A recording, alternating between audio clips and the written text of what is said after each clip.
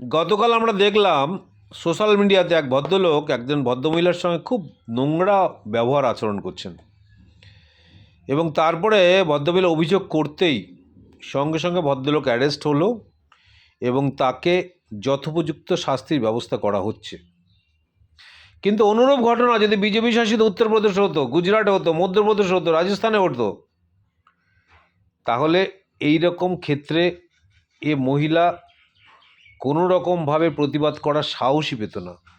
যদি সাহস করে প্রতিবাদ করত এবং সে মহিলা যদি দলিত হতো, তাহলে তার প্রতি অনবরত অত্যাচার চলতো, তার পরিবারের প্রতি অনবরত অত্যাচার চলতো, যেমন করে হাতরাস হয়েছে, এবং এই পরিবারকে নাস্তানাবুদ করে দিত।